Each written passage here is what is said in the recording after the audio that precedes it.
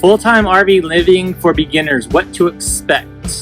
So this video is from us. We are newbies, but not complete newbies. We've been going at it for about 2 months, and we've been hustling pretty hard, so we've learned a lot.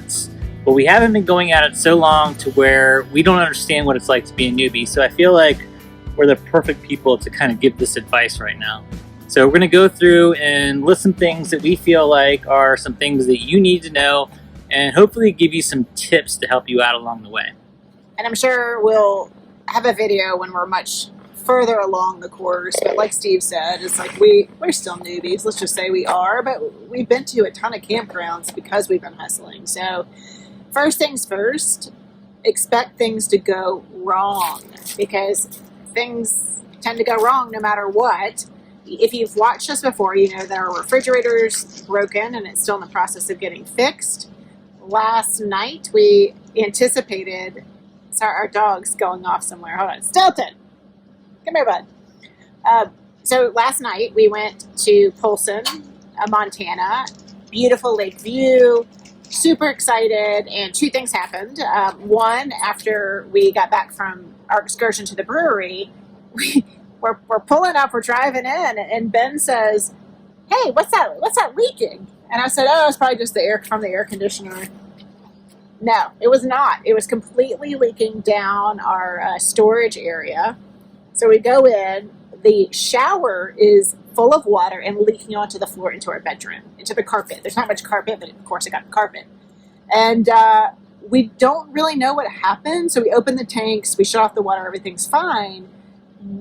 We think it's from this little drip that was in the bathroom sink that may have filled the tank, but that's still curious to us. It seems far-fetched, but it's really the only solution I can think of. So pipe didn't burst, like we don't really know, but you know, we were expecting to look at a beautiful view, cook out, record the video yesterday, and that happened. So Steve had to go out and get a water sucker.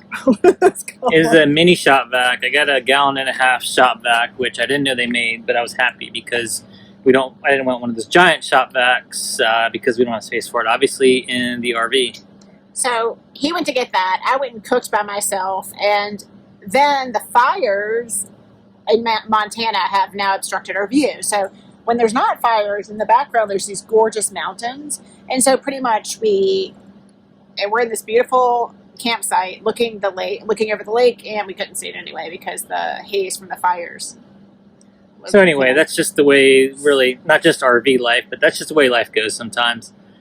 Stuff doesn't go as well as you'd expect, and it seems to happen a little more so with RVs, especially if you're new to it.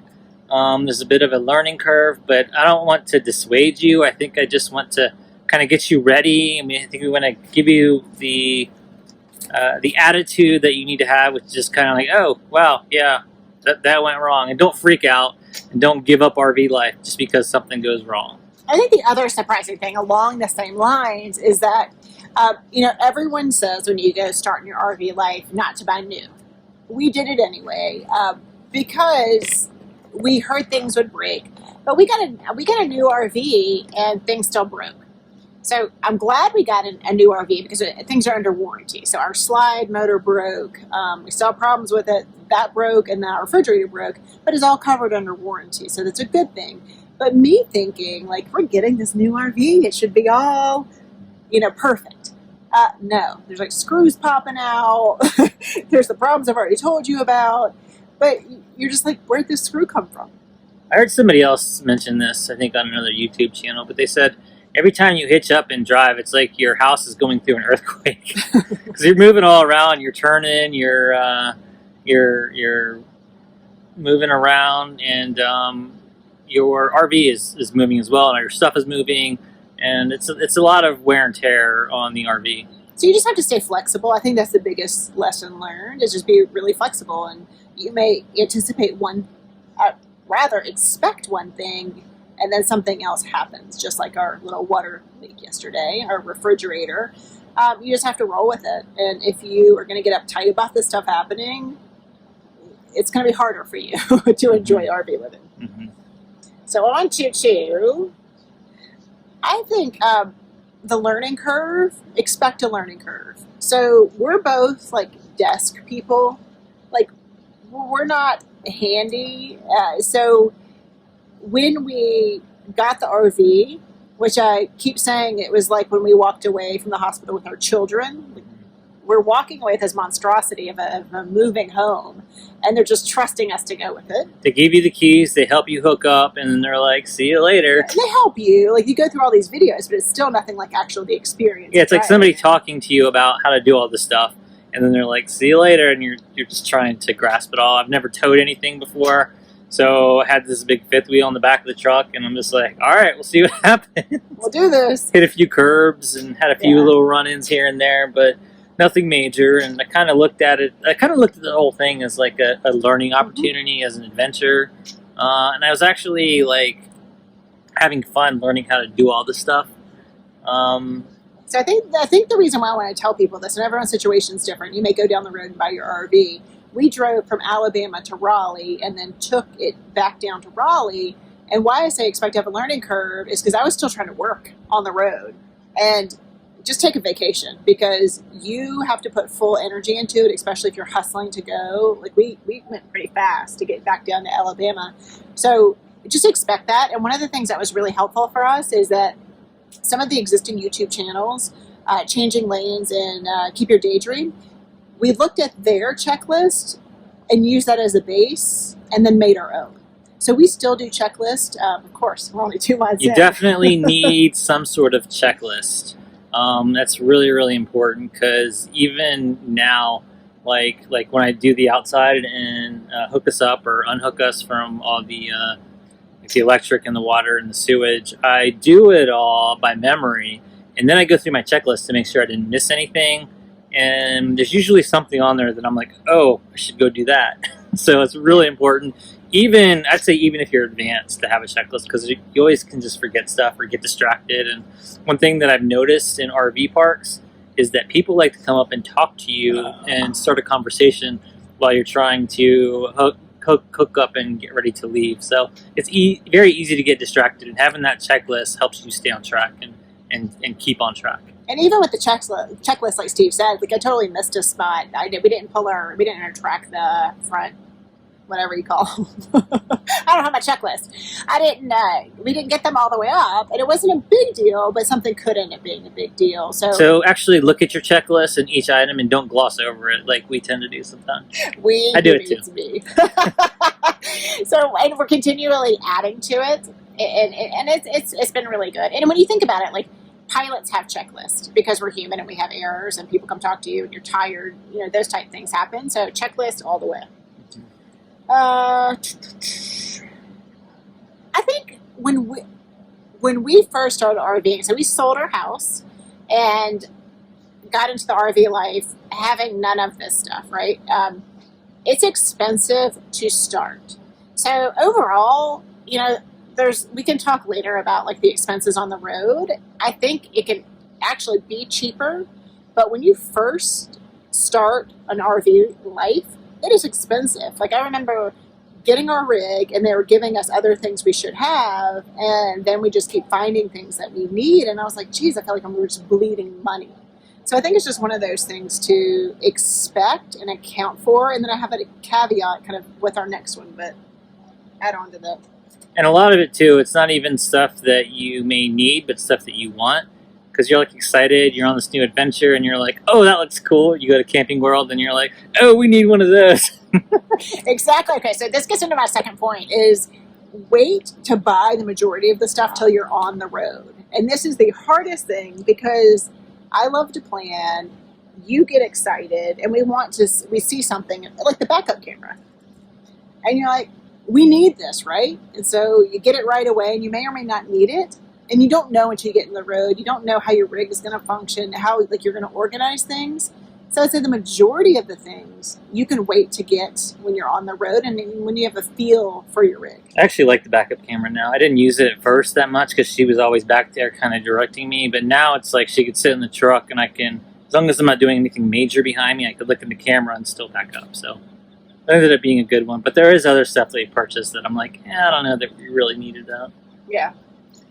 think another one, and I can't remember what number. I should have numbered these. I think expect to get out of your comfort zone, expect to make mistakes, and expect to feel like a total idiot some of the times. Like, I still remember our first campsite, and we're busting out the sewer hose out of the package, and Steve's like, I don't really know what to do with this thing.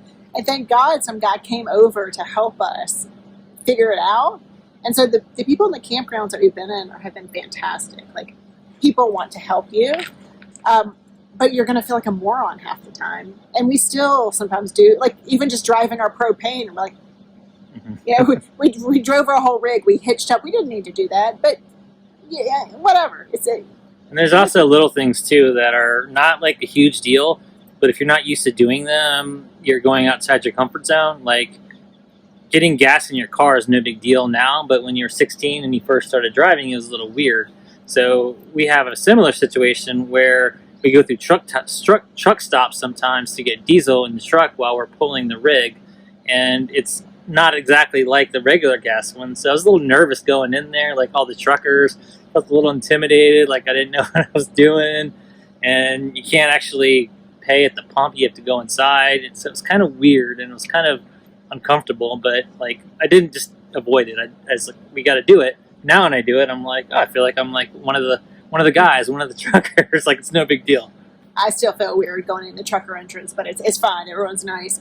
But like, as with anything new, you just don't know what you're doing, and it's okay to be a noob and go with it.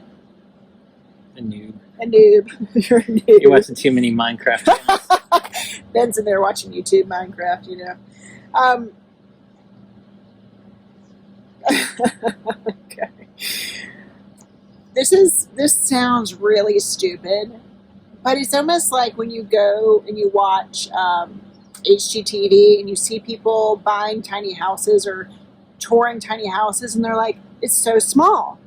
Yeah, it's small, okay? It's a small rig, so expect to have a small space. And this sounds really stupid, and I know this, but some things that have helped me.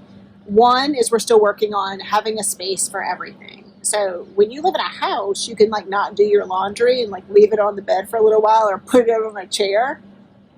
There's none of that. So I always have to put up my laundry so it's not sitting there. My headphones, I have like a hook for them. So just we're learning this, and there's not a place for everything right now because getting organized on the road takes a while. We also have a 100-pound dog, so he takes up a lot of floor space. So having laundry baskets of clean clothes that need to be put away, plus the dog, it's kind of a lot. You're kind of like doing an obstacle course to get out the door. Yes, and I've learned when I'm cooking, I have to clear one counter. So like one counter space, I have to clear. The dog is going to be there, and I have to hop over him to get around. But I just have to clear it because I've been very pissy, shall we say, when I've been cooking, and I'm like, I don't have any room for anything.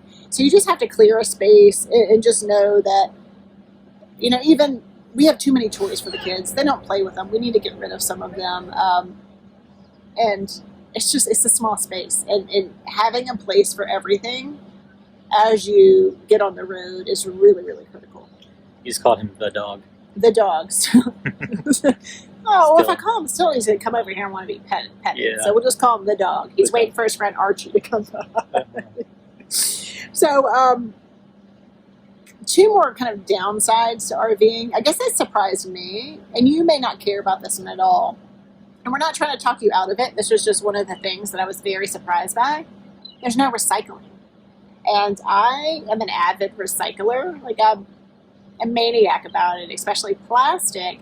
And we go to these RV sites, and there's no recycling. Occasionally, we've always just had one, and I offloaded all the plastic I've been saving. But just know that we've had to get very smart about not using as much plastic so we don't have that waste. But I don't know why. I guess it's the cost factor, but RV parks don't recycle. It was a little weird at first, but I've kind of gotten used to it. He throws things in the trash. I'd rather have them in the trash than we have these big jugs of water. They're empty, and they're like all over the RV. So she doesn't have counter space because there's empty jugs of water because she wants to recycle it. We can't walk around because they're on the floor. That's not anymore. So what I do at first, it was pretty bad. She would not throw it away. an avid recycler. So we ended up getting a Berkey, less plastic that we're using. And when Berkey's a water filter, by the way. yes, we'll probably talk about that later. But I just offloaded some plastic that we just had, and now we just try to use less. But it's something, and I put it on one of the Facebook groups, and they're like, yeah, they just don't recycle. It's weird. Some people don't care. Debbie and Gary, if you're watching this, we know you don't recycle. It may not be a big deal to you all, or people who don't, but just something. Two more kind of things to expect, and then we'll end on a high note. Internet. Wi-Fi is not always reliable at campsites, and sometimes it's awesome, but usually it's not. So we have a solution. We've got Bix Wireless, and it runs off AT&T, and then we use our Verizon hotspot. But we were on the road for a little bit until we really said we have a dire need for internet so we could work. Yeah, we have Bix, and we love Bix. So it's $85 a month. You buy a $500 modem, and you're good. I mean, it's comparable to, like, price-wise, comparable to what we had at home. We're paying a little less for cable, but and it's pretty reliable. It works most places. And we don't have an external antenna. We just have the standard modem. But if we really wanted to go out into the boonies, we could actually get an add-on antenna. So don't let lack of internet stop you, because there are solutions to it. The last thing to expect is you are going to see some amazing places. One of the most shocking things to me is that no matter where we go, and it could be a state that you're not that excited about, and you get there and you're like, there's beauty, and there's random creeks, and there's just things to do everywhere. We're in Montana now, and we are on a farm, and there were deer behind us. It's just, we've seen glacier, we've seen so much, and there's so much more to see. And if you continue to travel and look for it, and you want to get out of the RV park and go explore the local area, we have just, I mean, all of the downsides are so worth it because we get to see such amazing places. I love RVing. I love it more than I expected to. I was just kind of like, okay, let's do this. It sounds like it could be fun. But oh my God, I really love this lifestyle. And I think it's so worth it. The places we've seen, and even like the random places that we stop like along the way, that if you were even like traveling by plane, just say you were super rich and you could just go anywhere you wanted, and you'd stay at resorts and everything, you would not go to the places that we go to in an RV. Like Wall Drug was cool. The the world's only corn palace in Mitchell, South Dakota. RVing is a chance to see some wonderful places, new locations, meet new friends, all of that jazz. It is so worth the ups and downs. So I want to close out by saying we're here to help. So please, if you have any questions as you start your journey in RV life, please comment below. We'll get back to you as soon as possible. And like I said, we're here to help. So just let us know. And thanks for watching. We appreciate it. Thanks for watching.